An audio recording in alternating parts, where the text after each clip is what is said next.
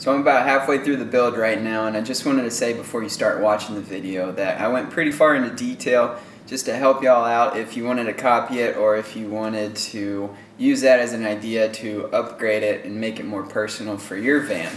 So just a heads up, we're going to do this in different parts. The first part will be about the 4 pillars and adding on the metal brackets that we're going to use for the slide of the bed. And then we'll have later parts of me actually building the bed frame, and then the final part will be adding the winch system that will raise and lower the bed frame.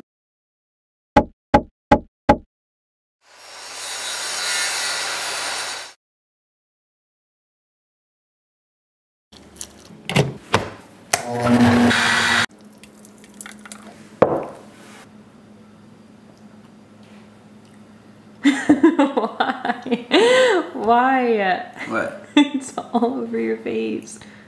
You did that on purpose. So today we'll be building the bed frame. And what is wrong with you? rude pants. Today I will be building the bed frame slash bed lift system. More importantly, I want to get the 4 pillars in. That'll be the main structure of the bed, and it'll also be what the bed frame will actually slide on. So there's a lot of thinking and cutting, and well, very little cutting, more so measuring, and getting everything square so it slides up nice and smooth. Hopefully it turns out as good as it looks in my head right now, so we'll see. Let's go get started. So the first thing I wanted to build was the 4 pillars. That'll be the foundation for the bed frame, lifting up and down. Alright, first thing I'm going to do is cut the 2x8 to the correct height so it'll fit the van. I use the old ones to get the height. You can also use a tape measure just to measure the height of the van. So this one's already been cut to that height. Now we'll take this into the van, get the piece level, and then we'll trace the concave of the wall onto this board so we know how to cut it so it'll be flush against the wall. Alright, now that it's in here, we need to get it level first. The van is in the driveway and it's tilted, so I'm just going to match it off of something that I already know that is level straight up and down, which is this piece right here. So I see the bubbles on the far right side. I'm just going to match that over here.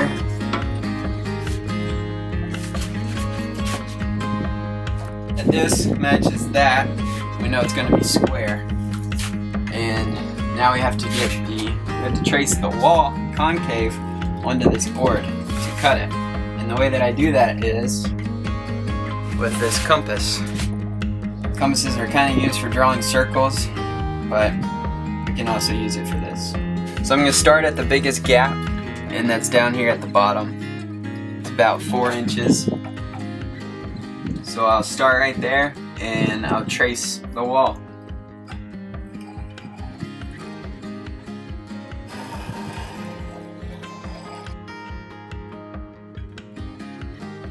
Now that this line matches the concave of the wall from the inside of the van, we'll cut it, and then the board will be able to straight up and down and flush up against the wall.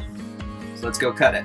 I also have the blade really high up so I can get a close to vertical cut, so I can cut with the table saw as far as I possibly can without getting some overlap of the saw blade. So that's normally you don't run it that high, but I'm just doing it just for this.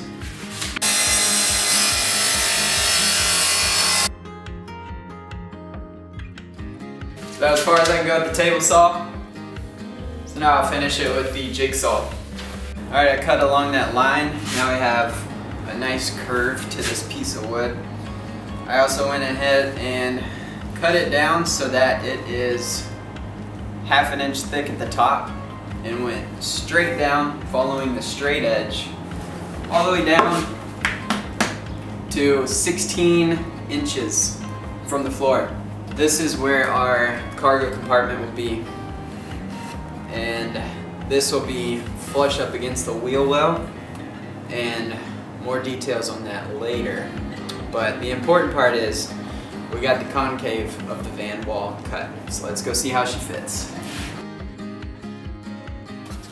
As you can see, the compass gave us a pretty good edge and it worked out pretty well.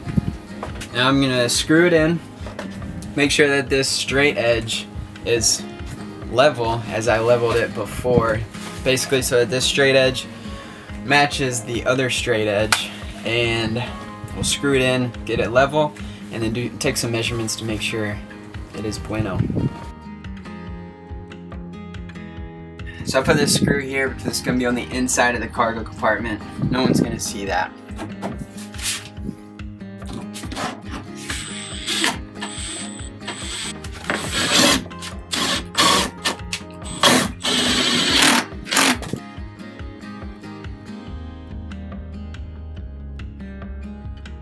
The other pillar on the front is done, so the most important part is to make sure that the measurement for the bed at the bottom is the same as the top. So we'll measure that to make sure that it's good to go.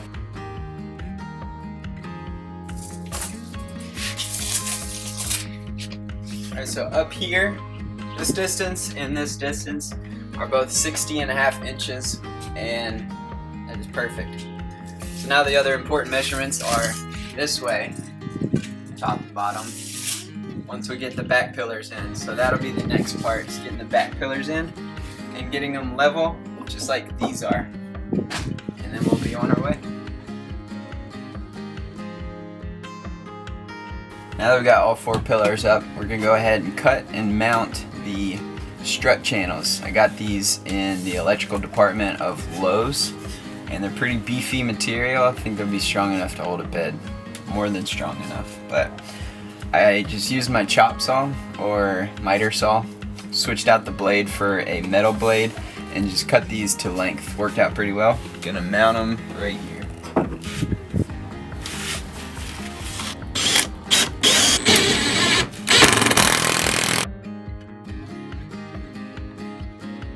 Alright, we got the 4 pillars installed with the strut channels, and that'll be what the bed will slide up and down on. This is the main foundation of it. So next we'll get started on the bed frame, so stay tuned for part 2.